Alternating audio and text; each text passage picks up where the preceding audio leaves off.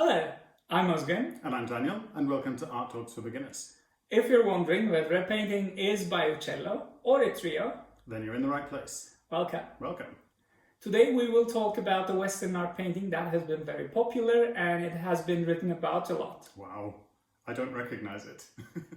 So I'll take you through what I can see. I'm going to start on the right this time because it looks like there's a bit of a slant that way. It looks to be a blue figure on the far right. Could be maybe wind or death or something. Holding on to one woman who's holding on to another woman. And there's quite a lot of flowers around them, even on the face of this middle character. The third one in is very, very floral. She's wearing a very exciting dress covered in flowers. Then we have somebody who is important in the middle. I don't know who it is, but it's somebody important. But it looks important, right? Yeah. It's right in the middle in the Central. focus. Yeah, and there's Cupid, I guess, above with an arrow, a love arrow. Already knowing some characters. Yeah, Cupid's, everybody knows Cupid. And then I see there are three people, three maidens, maybe dancing or, pointing at something perhaps on the left. They're all together, holding hands. And then there's a single man on the left-hand side looking, maybe picking fruit from the tree or pointing into the tree or something like that. That's a little bit difficult to see, yeah. And he's got a sword too. Yeah, I have no idea what's happening in this painting. Okay. Looks like people standing in a forest. Okay. Do you see any typical symbols, maybe? Typical symbols other than Cupid, the fruit, tree. Is it the... What is the fruit? I don't know. Is it a peach or an apple? Oranges. Oranges. It's oranges, actually, yeah. Okay. That's an orange grow Right. in the painting. Okay. Should that tell me something? Yes. Okay. Later on, we will understand that it's a symbol of something. So I've taken you through what I see in this painting, and now I need your help to tell me what's happening and who is who. Sure. Let's go through the figures together. Yeah. As you have done right, this painting is to be read from right to left. Okay. When you take a quick look at the figures, you can also guess, as you did, the figures more lean towards the left. So we start with the rightmost figure. And you have also guessed this, right? That this is a figure that represents wind, a wind. Okay. He represents the western wind, Zephyros, which brings the spring. Okay. And I believe it was easy for you to guess. You look at the cheeks, yes. They are filled with air. They're blowing air out of the mouth. And the fabric and the hair, it looks like kind of... Everything is flowing. Flying in. Yeah. Exactly, it's very dynamic. That gives the idea of the wind. And Zephyrus, as I say, brings spring after winter. Okay. So it's important in this painting because Zephyrus is the one that starts the process of fertility for the plants to grow. Okay. He's holding on to a female figure. She is a nymph. Her name is Chloris. And according to the legend, Zephyrus was in love with Chloris. He pursued her and Chloris escaped, and he finally kidnapped her and married her and turned her into the goddess of spring and flowers, who is Flora. It's this chasing and like finding somebody you love and just chasing them the whole time. Seems a little bit not very modern. Yeah, very classical Greek mythology scenes. It's hard to understand. She looks like she's running away from him a little bit here as well. Yes, like, exactly. She's trying to escape. You can see it from her hand gestures mostly. And also one thing you noticed is the flowers coming out of her mouth. Yeah, that's strange. That is also the transformation process of Chloris into Flora, the goddess of flowers. As a result of the mating with the wind. Kidnapping and rape. Oh, okay. That is what it's called too. When you look at the next figure after Chloris, you can guess that she is on the left. Oh, the same person? Yes. Because of the flowers are connecting them, and so this is her Flora, okay. Yeah. What she transformed into.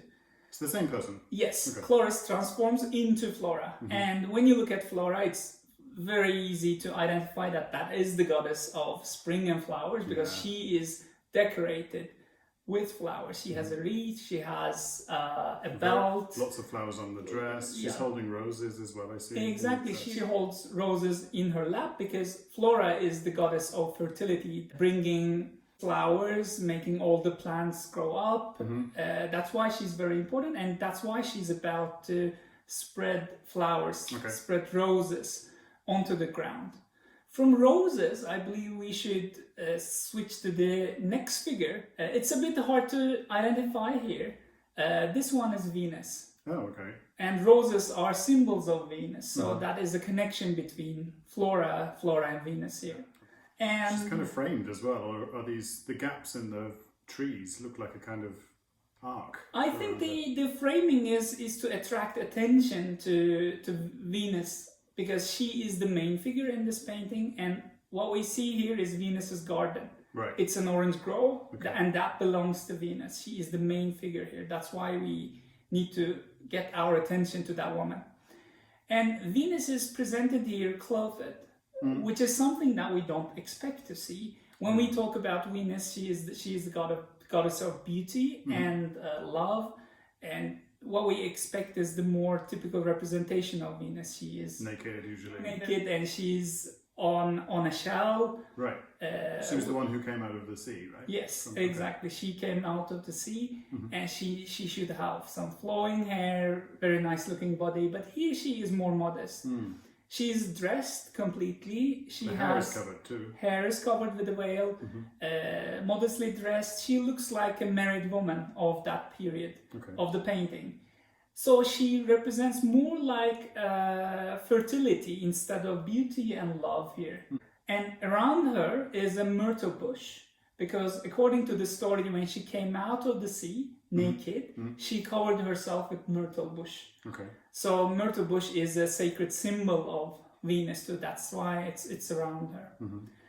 On top of Venus, another figure you noticed, an easy figure actually. This one's very common on cards and things nowadays.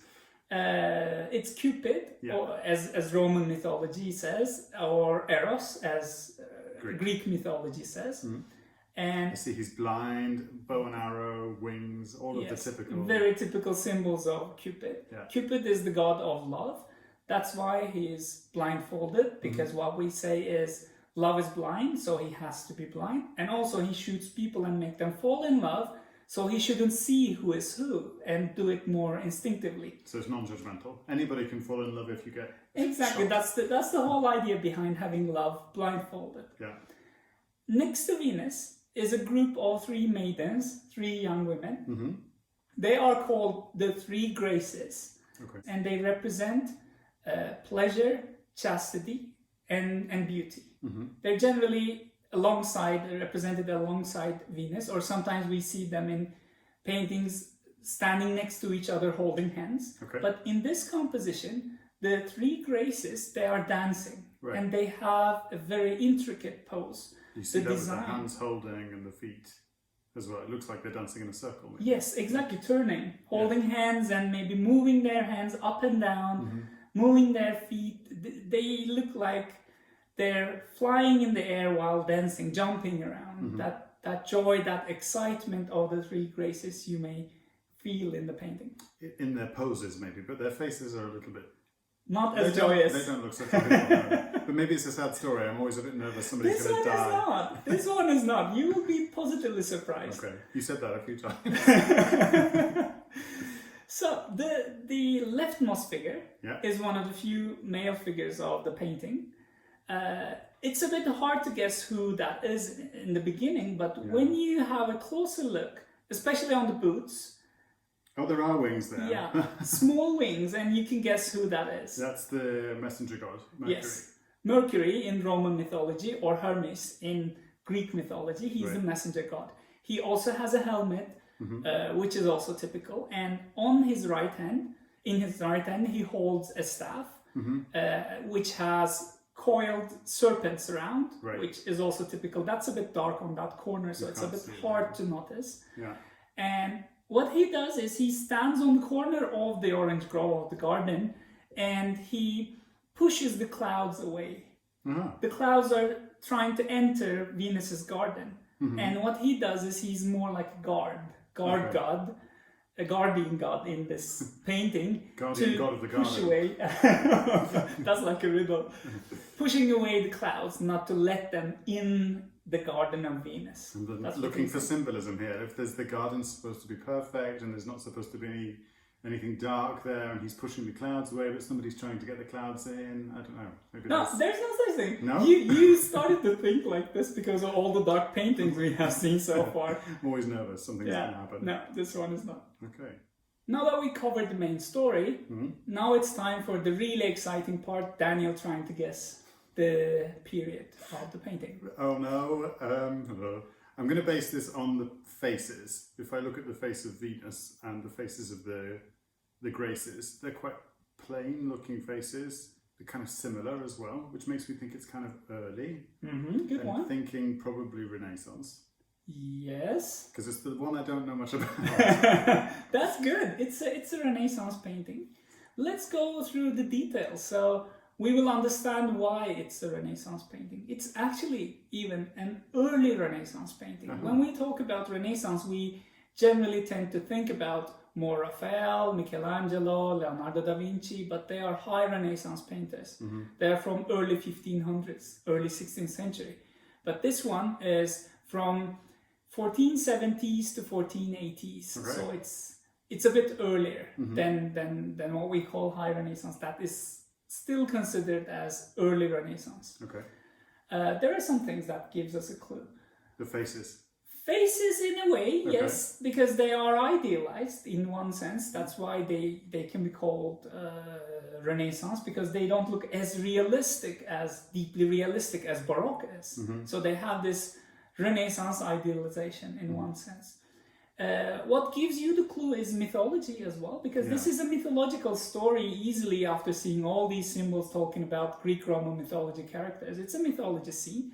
But the funny thing about this painting specifically is that there is no story that connects all these figures together. There is no story, so I will not explain you any story today about this painting. Nobody knows why those figures are brought together.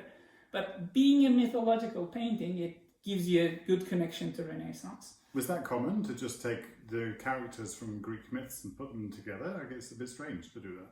Later it's a bit interesting because, I mean, as later paintings, they used to tend to tell more stories directly related to a typical story from Greek-Roman mythology. But this one is still carrying some older traditions in itself, in its design. Okay. Especially when you look at the painting everywhere, especially in the ground, on flora, there are tons of different species of flowers. Flowers are covering the whole painting, decorating it. Yeah. It is identified as 500 different species in this painting. Wow. So that's really amazing. It's like a botanical study. Yes, more than botanical garden. Yeah. And there's also one fact that the flowers, when you look at them, the foreground flowers and the background flowers at the back, they don't get smaller. They have the exact same size, regardless of being on the front or at the back. There's a specific type of painting, which is called mille-fleurs, and that is more used on tapestries from the Gothic era, from the medieval era. That is an example of mille-fleurs. No perspective at all. No perspective at all. Yeah. The figures are placed next to each other. They don't have much connection to each other. And the painting is covered with flowers without any perspective. So going back to Botticelli, you see the same pattern. Used in a different way. Of course, Botticelli has some perspective, but still it doesn't have the full thing that we expect from Renaissance. For example, when you look at figures, you just feel a bit confused which one is on the front, which one is at the back. Yeah, that's true. Venus is at the back, we can understand, because her feet are the highest up. But when you look at Flora and Chloris, you may feel confused because Flora's feet are lower than Chloris' feet. But Chloris's hand is in front of Flora. So Chloris is supposed to be in front of Flora, but true. That's a bit confusing. The same is valid for the left-hand side as well. When you look at Mercury, his feet are a little bit behind, but his elbow is a little bit front. And the sword, the sword is a little bit front compared to the Grace he's standing next to.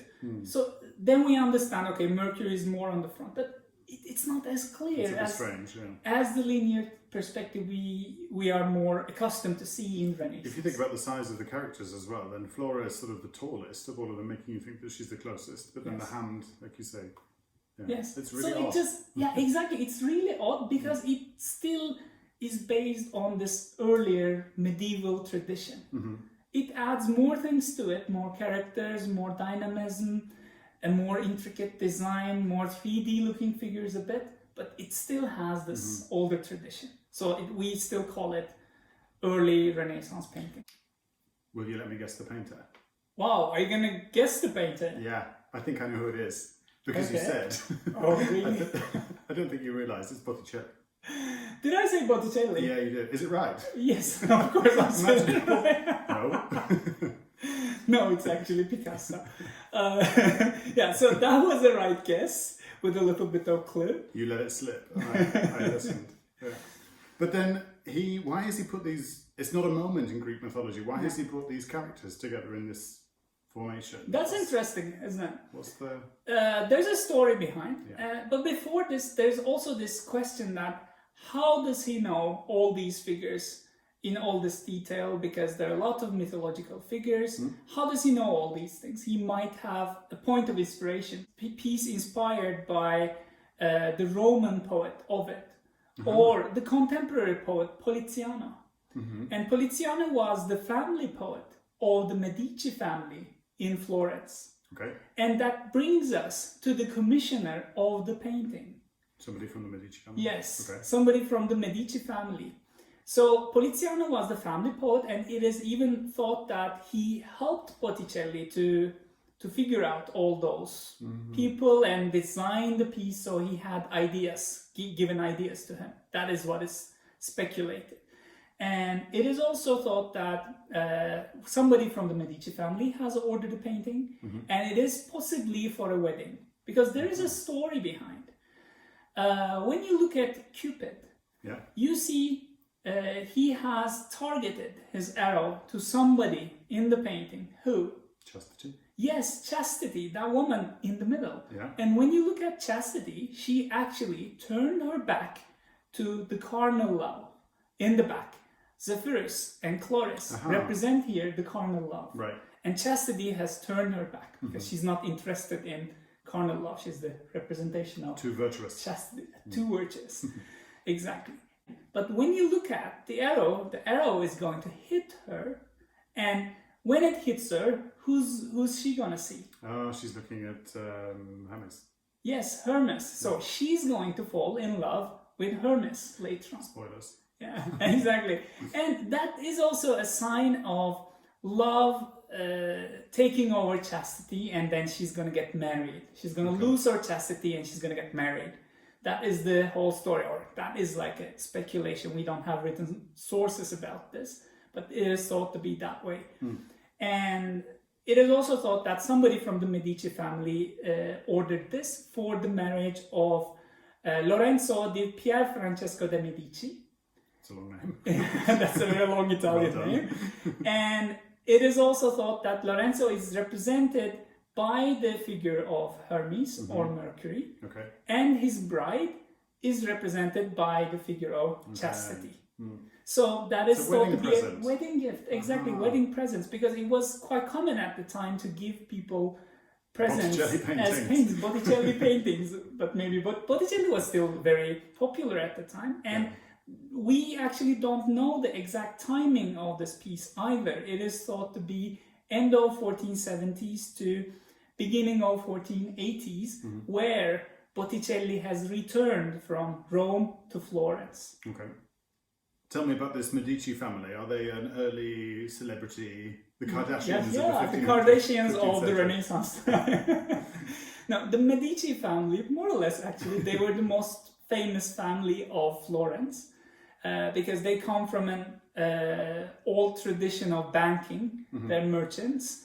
And they were one of the big sources behind the merchant power of Florence. So they were one of the biggest families with a lot of impact in Florence in the 15th century. Political power. Yeah, political power. And actually they have held political power in the beginning of 16th century too as monarchs. Okay. Later on, they have actually ruled Florence, because in the beginning Florence is a republic, but later on it becomes a monarchy, and they actually ruled Florence as well. So Medici is a huge family with a lot of money, ordered a lot of art pieces from very many different Renaissance painters. They have supported the art scene, and they are actually one of the sources why Renaissance exploded in Florence and not in Rome. Wow. So this is a very important family we're talking about here. Do they still have possession of the painting? Or did it go to the they Louvre do. or something? No, they do. Because this piece was ordered in Florence, it still remains in Florence. It's in the biggest gallery of Florence, Galleria degli Uffizi today. Okay. And you may recognize another piece with Venus from Botticelli, The Birth of Venus, the very famous one. Yeah. Venus coming to the shore on the shell.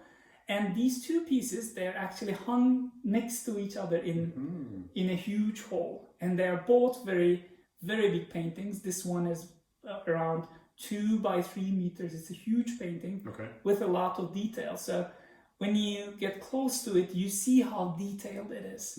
It has amazing details, and it has to be observed from very close distance. Okay. It's cool that it's still in its own hometown. Sometimes yes, original place. These artworks that get moved around or stolen or taken to London or wherever. Yes, that's amazing that they keep it in the original location. I was lucky with the guess with the name of the painter, but that's because you let it slip. Should I try my luck at guessing what this painting is called? Sure. I'm going to guess that it's called Oranges for Breakfast. No. What's it called? It's called Spring, or Allegory of Spring. Okay. In Italian, it's called Primavera, which means spring. Okay. And when you look at the painting, it's all about the coming of spring to nature. Because the west wind is also, Zephyrus is also a representation of the month of March. Okay. Venus is the representation of month of April. And Mercury is the representation of May. So all these months from right to left is actually a passage of spring, from the beginning to the end, from the cold wind of March to the end of spring. Right. Oh, wow. That's cool that you have the months with the gods and the goddesses in there as well. That's nice. That's all for today on Botticelli's painting Allegory of Spring. Thank you very much for watching us. Stick around for more wedding gift ideas. And stay tuned for Art Talks for Beginners. Thank you. Goodbye.